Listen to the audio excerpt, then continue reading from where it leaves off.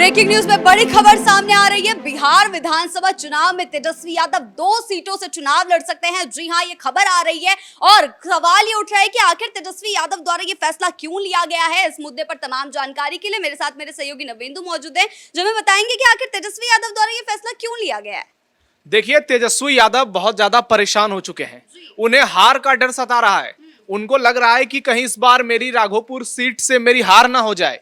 एक और तो उन्हें महागठबंधन की हार का टेंशन है, दूसरा उन्हें वो अपनी सीट को लेकर डरे हुए हैं, क्योंकि राघोपुर सीट जो है वो आरजेडी की बपौती सीट नहीं है। वहां से बीजेपी के उम्मीदवार भी पहले चुनाव जीत चुके हैं।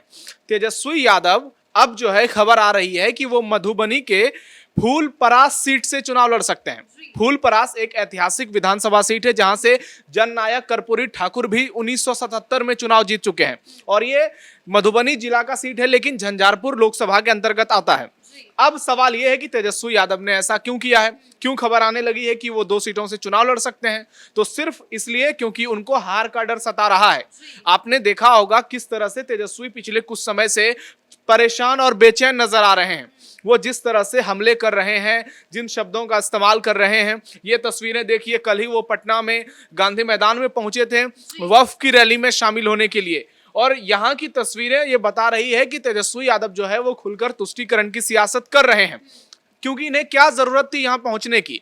ये बार बार जाकर के हिंदुओं को या फिर जो बड़ी आवाम है बिहार में, बड़ा तबका जो है, उसको ये मैसेज देने की कोशिश कर रहे हैं कि आपका जो भरोसा है वो सही है, कि तेजस्वी यादव जो है वो मास लीडर नहीं है, वो सिर्फ मुसलमानों के लीडर हैं, वो MY समीकरण के लीडर हैं। लेकिन अब जो है वो MY में से Y समीकरण भी तेजस्वी से नाराज हो रहा है, क्योंकि ये खुलकर मुसलमानों की सियासत कर रहे हैं।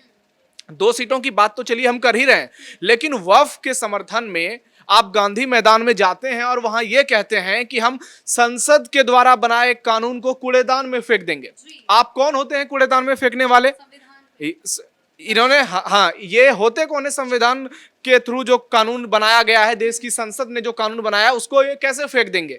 क्या किसी, ये ऐसा थोड़ी है कि आप संविधान से बढ़कर हैं, आप देश की संसद से बढ़कर हैं। आप केवल एक नेता हैं, एक प्रदेश के एक विपक्षी पार्टी के नेता हैं, लेकिन ये घमंड में चूर हो चुके हैं।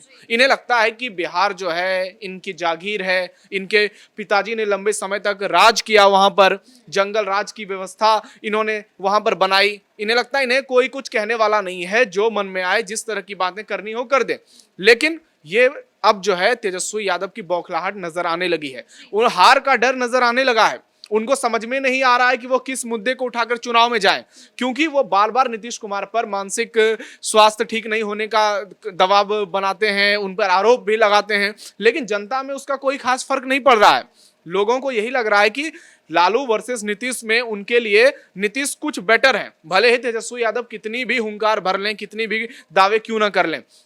तो ऐसे में 2 सीटों से चुनाव लड़ने का उनका जो ये फैसला है, हालांकि अभी उस पर पूरी तरह से मुहर नहीं लगी है, लेकिन खबर आई है, इसका मतलब चर्चा जो चल रही है आरजेडी में, और आरजेडी में चर्चा चलने का मतलब है कि निश्चित तौर पर तेजस्वी यादव को हार का डर सता रहा है। लेकिन आपको बता दें कि जो ये फूलपरास सीट है, यहाँ पर 30% यादव जाति की वोटिंग है, 10% मुसलमान है, जबकि 30% ब्राह्मण वोटर भी यहाँ पर है।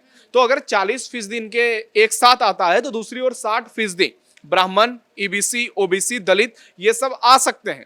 तो तेजस्वी यादव अगर यहां से चुनाव लड़ेंगे तो जरूरी नहीं है कि वो जीत ही जाएंगे, वो हार भी सकते हैं। राघोपुर का समीकरण देखा जाए तो पिछली बार तेजस्वी 35,000 के आसपास वोटों से चुनाव जीते थे, उसके पहले 22,000 वोटों से जीते थे। उससे पहले वो सीट JDU के पास थी, उससे पहले एक बार RJD के पास थी, और उससे भी पहले बीजेपी के जनार्दन यादव वहां से चुनाव जीत चुके हैं। जबकि फूलपरास सीट की बात करें तो वहां से लगातार 2-3 बार से JDU के उम्मीदवार चुनाव जीत रहे हैं। शीला कुमारी अभी वर्तमान में वहां से विधायक हैं, उससे पहले JDU के विधायक 2 बार चुनाव जीत चुके हैं, एक इंडिपेंडेंट उम्मीदवार चुनाव जीत चुके हैं। तो ऐसे में RJD के लिए बहुत मुश्किल होने वाली है। तेजस्वी यादव को देख लीजिए, और आज से बिहार में वोटिंग लिस्ट को सुधारने की प्रक्रिया शुरू हो गई है। जी, इसको लेकर भी विपक्ष काफी ज्यादा हमलावर है। जो वोटिंग लिस्ट की प्रक्रिया अब शुरू हो चुकी है, उसको लेकर कहा भी जाता कि हम कोर्ट में भी जाएंगे। तो इसको लेकर अब तेजस्वी का जो ये फैसला आया 2 सीटों पर चुनाव लड़ने का, तो ये कोई मेल खा रहा है? तो ये दोनों बातें जो हैं, देखिए, ये लोग जो हैं इनको चुनावी मैनेजमेंट नहीं आता है। चुनाव से पहले ये यही सब ड्रामा करते हैं कि इलेक्शन कमीशन जो है वो बीजेपी के साथ मिली हुई है, बीजेपी संविधान खत्म करना चाहती है, RSS संविधान खत्म करना चाहती है, और जब चुनाव हो जाएंगे तो ये ईवीएम पर दोष मढ़ देंगे, ये कहने लगेंगे कि ईवीएम में गड़बड़ी थी। तो इनका एजेंडा है ये, चुनाव से पहले लोगों का ध्यान भटकाना है इन तमाम बातों को लेकर, और चुनाव के बाद जो है उसका भी मुद्दा सेट है कि लोगों को भड़काना है ईवीएम को लेकर। हालांकि ये पूरे गिरोह के साथ सुप्रीम कोर्ट पहुंचे थे, जहां से इन्हें ऐसी फटकार लगाई गई सुप्रीम कोर्ट के द्वारा कि दोबारा कभी वहां पर दस्तक नहीं दी है। तो वोटिंग लिस्ट में जो सुधार किया जा रहा है वो बहुत ही ऐतिहासिक और शानदार फैसला है। इतने ज्यादा ये लोग बौखला गए हैं कि ममता बनर्जी कह रही हैं कि ये एनआरसी से ज्यादा खतरनाक हो सकता है। अगर इलेक्शन कमीशन संविधान के तहत, संविधान में जो आर्टिकल है 324 से, उसके तहत वोटिंग लिस्ट को सुधारने की कोशिश कर रहा है, तो भाई आपके पेट में दर्द क्यों हो रहा है? आपको डर ये लग रहा है कि अगर चुनाव आयोग जो है वहां से घुसपैठियों को बाहर निकालना शुरू कर देगा, खास करके सीमांचल के इलाके में, तो इनकी वोटिंग में जो है वोटिंग परसेंटेज में कमी आ जाएगी।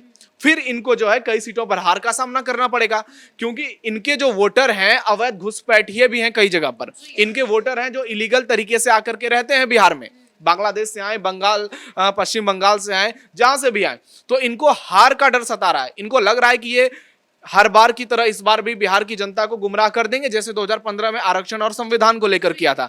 लेकिन इस बार का मुद्दा अलग है। एनडीए बहुत मजबूत नजर आ रहा है, क्योंकि उसके पास पीएम मोदी और नीतीश कुमार दोनों का मजबूत चेहरा है, और चिराग पासवान और जीतन राम मांझी ये दो ऐसे दलित नेता हैं जो खुलकर आरजेडी और महागठबंधन के खिलाफ बैटिंग कर रहे हैं और इस तरह से हमले कर रहे हैं जैसे कि इससे पहले कभी देखा नहीं गया था। चिराग पासवान तो अलग ही लय में नजर आ रहे हैं, और जीतन राम मांझी हर दिन कुछ ना कुछ आरजेडी को लेकर खुलासे करते हैं।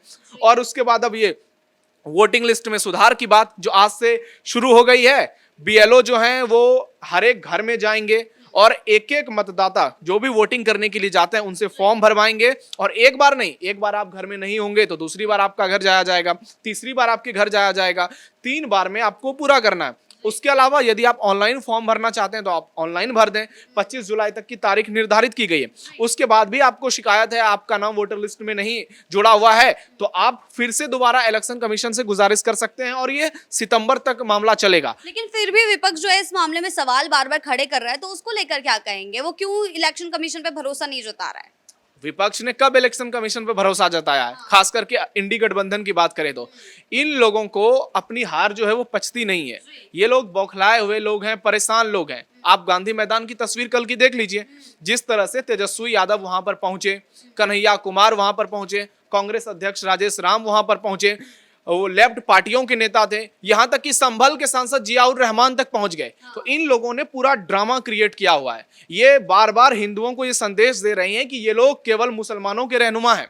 ये लोग एक और जितना ज्यादा एमवाई समीकरण को मजबूत करेंगे, मुसलमानों की सियासत खुलकर करेंगे, तुष्टीकरण करेंगे, दूसरी ओर हिंदू भी वैसे ही गोलबंद होगा, क्योंकि अब यादव समाज की भी बड़ी आबादी है जो तेजस्वी और लालू यादव से नाराज होते जा रहे हैं। उन्हें लग रहा है कि ये यादव सिर्फ नाम की सियासत करते हैं, क्योंकि इन्होंने अपने परिवार के अलावा तो किसी यादव को बढ़ाया नहीं है। इनको संजय यादव को हरियाणा से लाके बिहार के राज्यसभा भेजना पड़ता है बिहार के थ्रू।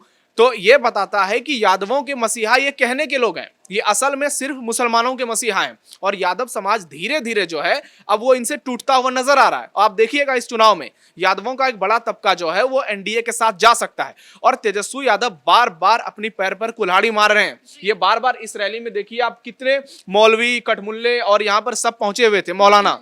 इनका मकसद यही है, मतलब ये किस तरह से लोगों को भड़का रहे हैं उस कानून के खिलाफ जो देश की संसद ने पारित किया है, जिसे भारत के राष्ट्रपति ने जिस पर दस्तखत किए हैं। एक और आप कहते हैं कि बीजेपी संविधान खत्म करना चाहती है, तो आप कौन सा संविधान की इज्जत कर रहे हैं? आप तो भीमराव अंबेडकर के बनाए संविधान में जो कानून पारित किया गया है उसका मजाक उड़ा रहे हैं। आप कह रहे हैं कि हम इसे कूड़ेदान में फेंक देंगे। तो ये बताता है तेजस्वी यादव कितने डरे हुए हैं, कितने बेचैन हैं। दूसरी ओर इनके परिवार में पहले से जबरदस्त ड्रामा चल रहा है दोनों भाइयों के बीच में। पिताजी की उसमें भी एंट्री हुई थी, अपने बेटे को 6 साल से निकाला है। उसके बाद तेजस्वी और तेज प्रताप में अंदरूनी सब कुछ ठीक नहीं है। बाहर भले ही ये लोग कुछ दिखाने की कोशिश करें, तो ये लोग क्या करेंगे, जैसे ही चुनाव आएगा ये सवाल उठाना शुरू कर देंगे इलेक्शन कमीशन पर, मीडिया पर। ये कहेंगे मीडिया बिक चुकी है, इलेक्शन कमीशन बिक चुका है, और ये अपने दौर भूल जाते हैं जब बूथ के बूथ लूट लिए जाते थे, जब वोटरों को पोलिंग बूथ तक पहुंचने नहीं दिया जाता था, जब उनके साथ मारपीट होती थी, जबरदस्ती ठप्पा दिलवाया जाता था, पूरे के पूरे बूथ को ही लूट लिया जाता था, ईवीएम ईवीएम तो चलिए इनके समय में उतनी ज्यादा नहीं थी,